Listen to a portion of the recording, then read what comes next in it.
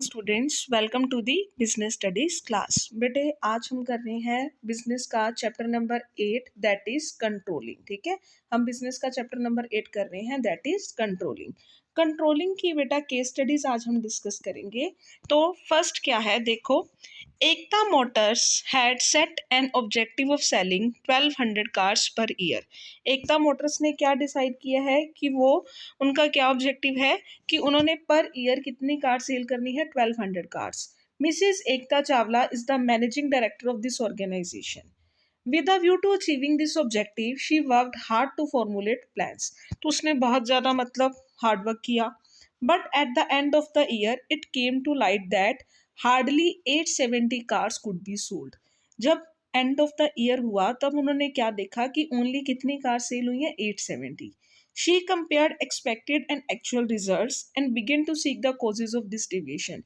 उसने expected और actual results दोनों को compare किया and began to seek the causes of this deviation, और उसने इस deviation के causes find out किए.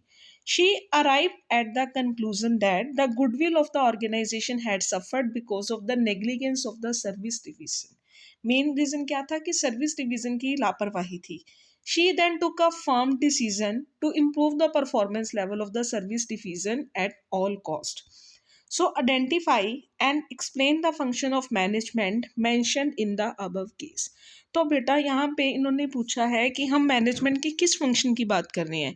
तो बेटा उन्होंने देखा कि हमने इतना ऑब्जेक्टिव सेट किया था, इतना ही अचीव हुआ, क्या रीज़न थे, उन्होंने क्या किया, एक्सपेक्टेड और एक्चुअल रिजल्ट्स को कंपेयर किया और देन डेविएशन फाइंड आउट करी। और ये काम किसका होता है, कंट्रोलिंग का। ठीक है, तो यहाँ पे मैनेजमेंट के कौन से फंक्शन की बात हो रही है बेटा, यहाँ पे मैनेजमेंट के कंट्रोलिंग फंक्शन की बात जो है वो हो रही है। ठीक है, तो फिर उसकी एक्सप्लेनेशन दे देनी है भाई कंट्रोलिंग क्या होता है, कंट्रोलिंग के अंदर हम क्या करते हैं। ठीक है, नेक्स्ट नंबर पे Mr. Sunil Parekh has completed MBA course recently. Presently, he holds the position of production manager in Paras Limited. He has planned to accomplish successfully all the functions of his department. Big tasks were divided into small activities. Competent persons were appointed to carry out each small activity. Mr. Parekh also guided his subordinate from time to time. वो भी time to time उनको मतलब guide करता रहता है subordinates को. Despite doing all this, his department did not reach the expected level of performance. इतना कुछ करने के बाद भी उसका डिपार्टमेंट है वो expected level of performance को अचीव नहीं कर पाया. He was worried about the performance of his department. After due consideration, he concluded that it was all because of his own shortcoming. उसके अंदर ही कुछ कमियां थी. He never bothered to ensure whether the work was being done according to his plan. उसने कभी यही नहीं देखा कि काम जो है वो प्लान्स के अकॉर्डिंग हो रहा था या नहीं हो रहा था. मीन्स उसने जो स्टैंडर्ड सेट किए थे उसने ये नहीं देखा कि वर्क जो है एक्चुअल वर्क वो स्टैंडर्ड्स के अकॉर्डिंग हो भी रहा है या नहीं हो रहा. So this negligence on his part put the company in a difficult situation. तो इसने क्या किया, कंपनी को एक डिफिकल्ट सिचुएशन के अंदर डाल दिया. So study the above mention case and identified which function of management has been neglected. तो यहाँ पे मैनेजमेंट के कौन से फंक्शन को बेटा निगलेक्ट किया गया है. ठीक है ना, तो ये बताना है यहाँ पे मैनेजमेंट के किस फंक्शन को जो है निगलेक्ट किया गया है. तो यहाँ पे बेटा निगलेक्ट किया गया है कंट्रोलिंग को, बिकॉज क्योंकि कंट्रोलिंग के अंदर ही हम ये देखते होते हैं कि हमारा एक्चुअल वर्क जो है वो स्टैंडर्ड्स के अकॉर्डिंग हो रहा है या नहीं हो रहा. उसने स्टैंडर्ड्स को एक्चुअल के साथ कंपेयर ही नहीं किया. तो यहाँ पे कौन से फंक्शन निगलेक्ट हो रहा है, कंट्रोलिंग. ठीक है, क्योंकि यहाँ पे फंक्शन की बात हुई और मैनेजमेंट का कौन सा फंक्शन चल रहा है, controlling. State any 2 features of the function. तो इसके 2 फीचर बता देना कि ये गोल ओरिएंटेड होती है, हर जगह पे एप्लीकेबल होती है. ठीक है, कोई भी 2 फीचर्स. ठीक है, नेक्स्ट है Madhav limited manufactures steel utensils. Madhav limited क्या कर रही है, मैन्युफैक्चर कर रही है steel utensils. Mister Rajesh Khanna is its production manager. Work in production department has been divided into several small parts. Each small part of the work has been entrusted to a group of 5 workers.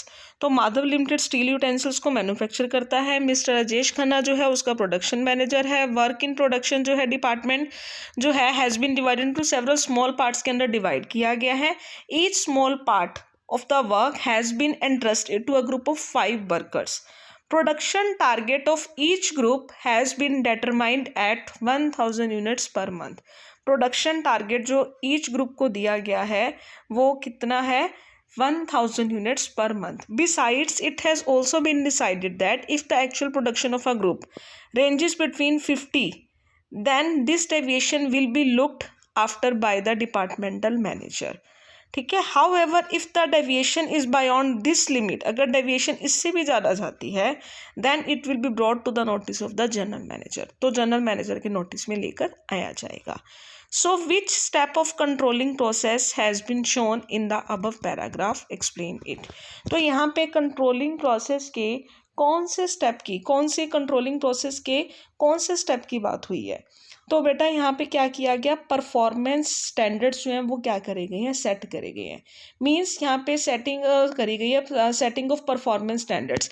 Means यहाँ पे उन्होंने पहले से ही बता दिया कि आपने क्या क्या काम करना है, कितनी यूनिट्स जो हैं वो आप बनानी है. ठीक है. तो यहाँ पे पहले से ही बता दिया कि आपने कितनी यूनिट्स जो हैं वो रेडी करनी है. तो यहाँ पे कंट्रोलिंग प्रोसेस के कौन से स्टेप की बात हुई है, that is setting of performance standards. Also state on which particular concept of controlling the attention has been focused, explain it. तो यहाँ पे controlling के कौन से concept के ऊपर बेटा attention दी गई है. Also state on which particular concept of controlling the attention has been focused, explain it. यहाँ पे बेटा ये बोल दिया कि आपकी डेविएशन की रेंज कितनी होनी चाहिए, 50 के अंदर अंदर. अगर इससे ज़्यादा हुई, अगर इतनी हुई तो किसके नोटिस में ले जाई जाएगी, डिपार्टमेंटल मैनेजर. वो तो घर का ही बंदा हो गया ना, अपने डिपार्टमेंट का मैनेजर है ना. बट अगर डेविएशन की लिमिट जो है इससे भी क्रॉस कर गई तो वो किसके नोटिस में जाएगी, जनरल मैनेजर के नोटिस पे. तो यहाँ पे आपको डेविएशन टॉलरेंस लिमिट बता दी कि हम कितने तक की डेविएशन जो है वो टॉलरेट कर सकते हैं. ठीक है, और उसको एक्सप्लेन कर देना है उस पॉइंट को. ठीक है. Next, Mahima Jain is the senior manager in the advisory services department of Courts limited.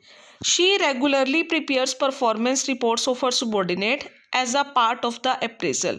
वो क्या करती है, अपने जो भी एम्प्लॉयज़ हैं, अपने जो सबॉर्डिनेट्स हैं, उनकी परफॉर्मेंस रिपोर्ट डेली जो है वो क्या करती है, तैयार करती है as a part of the appraisal.